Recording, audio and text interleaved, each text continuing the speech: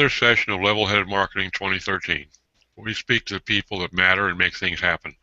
As you know, every week we ask someone in the SEO and marketing community to talk to us about specialty topics. So today we brought in Shelly Kramer, who will be joining us to discuss brand building and content strategy in a competitive world. Shelly is the founder and CEO of V3 Integrated Marketing. A 20-year marketing veteran, she's a brand strategist focused on delivering integrated marketing solutions and leveraging the web and inbound marketing to drive leads and sales. She's an expert at content strategy and execution and tying social media to business initiatives. Recognized by Forbes as one of the top 50 social media influencers, she's half marketer, half geek, with a propensity for numbers, producing results, and a dash of quick repartee. Her blog has been recognized by Forbes as one of the top 20 best marketing and social media blogs, and by PostRank as one of the top 100 most engaging social media blogs. You can find her on LinkedIn, Google, or Twitter. Shelly, welcome to Level-Headed Marketing. Hi, everybody. Thanks for showing up. Well, let's start this ball rolling, even though we're nearly a half an hour late on this. As a content strategist, can you name some of the core elements that one has to have in a campaign? Maybe a checklist of what they should do if they want to brand a startup, for instance? Oh, wait a minute. I have something weird going on here. If it's something weird, it's probably Gabriella's fault. Well, what happened is that somebody posted a link to follow the Hangout Live, and now I've got that in my ears, and I've got this Hangout. So you're clicking away while No, I think I'm done. Hold on. Work. You see how you are? Great. If I hold on, I got to stop this crap here. Yeah, because you know what? I'm a multitasker. Okay, I think we're good. Okay, so I'm going to look at. I'm going to look at. You guys sent me some questions in advance, and I think I don't even remember the question that you just asked me, Doc, because I had so much other crap going on in the background. But I'm going to stop and say that, or I'm going to start this by saying that I work with clients in both the B2B and the B2C space. And with very few exceptions, what I find is that most people, most businesses, very large or very small, do not understand the importance of content and the role that content plays. I am still getting calls and I am still getting emails on a daily basis where people are saying, I just launched this website last year. I need somebody to SEO it. Can you do that? They don't have a corporate blog. They're not paying any attention to creating content. They're not using Google Plus in any way. They're not using any kind of social media. And they just don't understand at all how content impacts everything. They are very much still in the dark as to the role content plays with regard to search engines. And so, what I look at really across the board, no matter what kind of a company, and the question that I'm answering right now is really, how do you go about starting to build a brand with content? And it's the first step is, whether it's for you or whether it's for a client, getting them to understand the importance of content and getting them to understand that there's no such thing as a first page result of Google across the universe anymore. And by the way, if any of you SEO geniuses disagree with me, let's argue about that.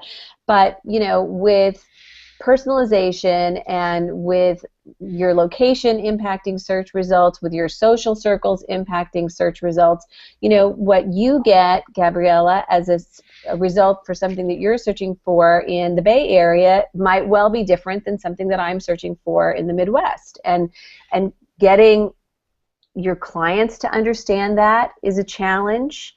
I did some consulting work with a client not long ago who daily had his marketing team focused on running keyword reports to see on a day-to-day basis where they were ranking for keywords, and that was their marketing. Wow. So without any understanding, and they were working with an SEO firm that was doing article submission for them, and they were working with an SEO firm that was doing crappy, spammy press releases. And those, but my point is, the clients didn't understand that kind of content wasn't going to generate any results, and they were paying a lot of money for these SEO services and not producing any content, and then also not understanding the importance of sharing content across the web.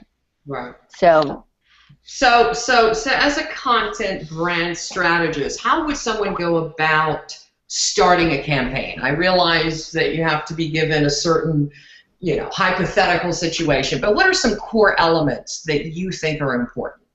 Well, I think that and it's funny, I have to back up and say that I'm a brand strategist. So, I'm not a social media expert. I'm not a content expert. Those are tactics and tools that I use, but I'm a brand strategist. So I think that for anybody, for any organization, for any company of any size, you have to start with a strategy. You have to start with understanding who your buyers are. I talk to companies all the time that really don't pay any attention to buyer personas, and certainly don't invest any money or time in developing buyer personas. But, understanding, or I talk to people all the time and I say, who's your target audience? Everybody. Right? Here's a newsflash. Everybody doesn't need what you do. And if you try to market to everybody, you're probably going to fail fast. So I think it really starts with the process of asking yourself, who are our customers? Who are our prospects? What do they wake up every day thinking about, worrying about? What pain points do they have? What's happening in the industry? What do they need to know about? What do they need to grow their businesses? What do they need to be successful?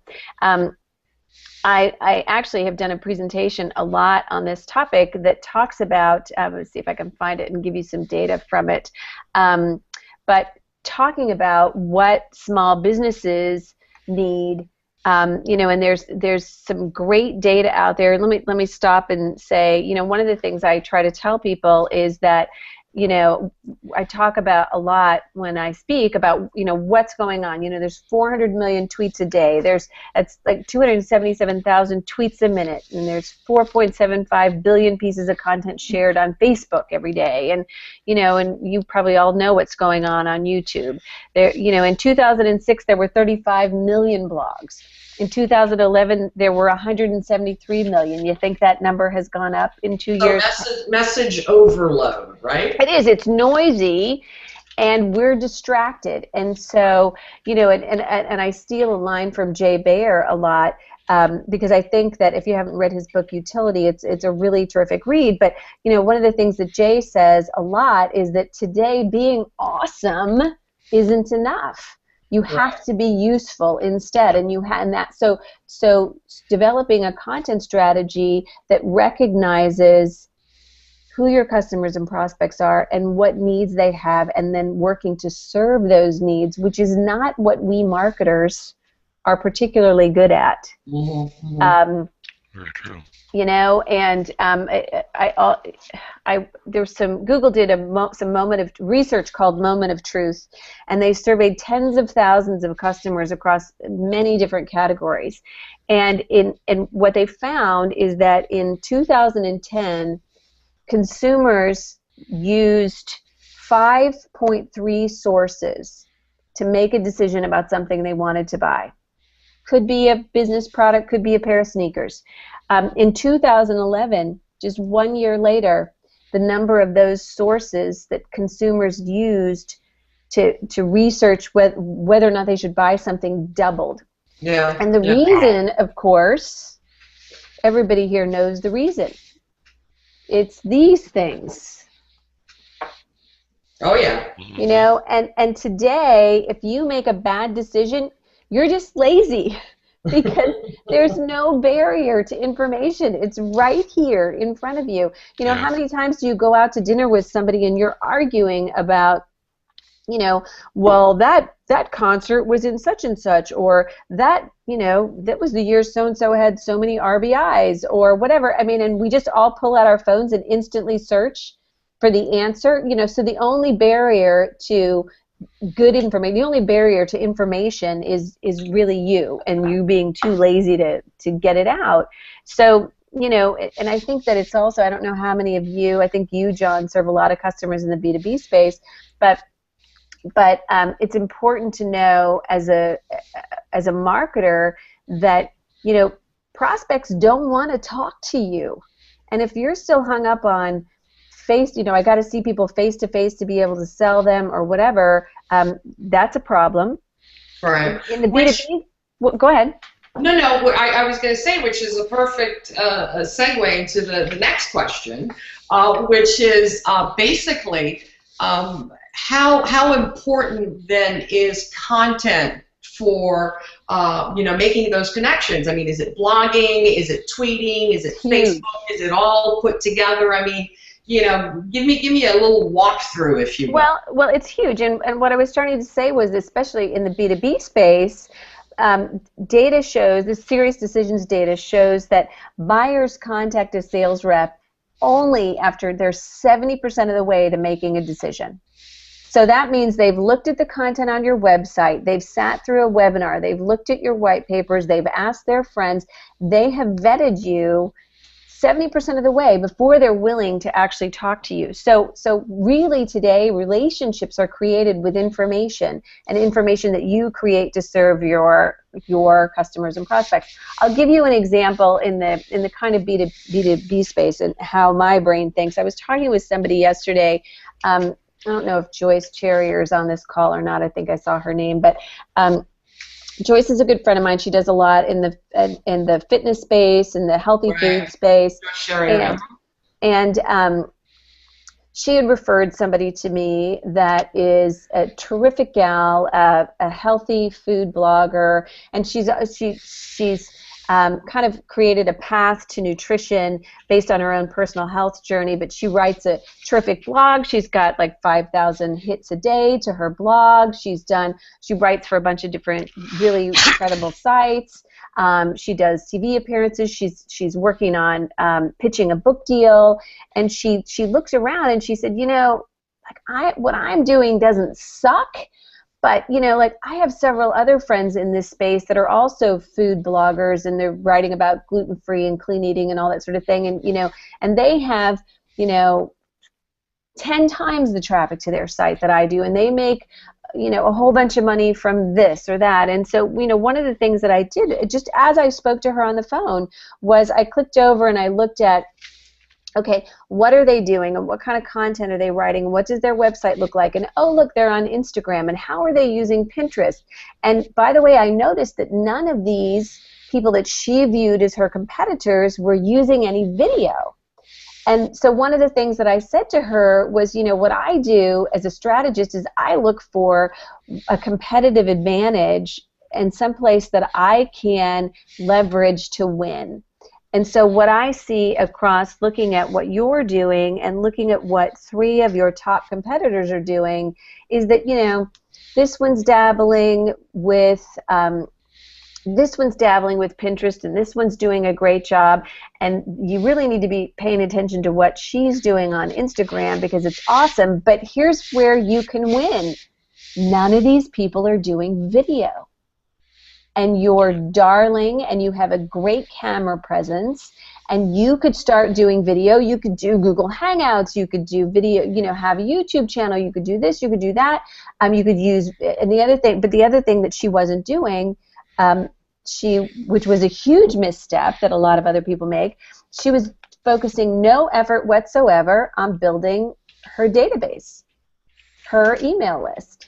So she was focused on, what kind of content can I share on Facebook that gets me to have more followers?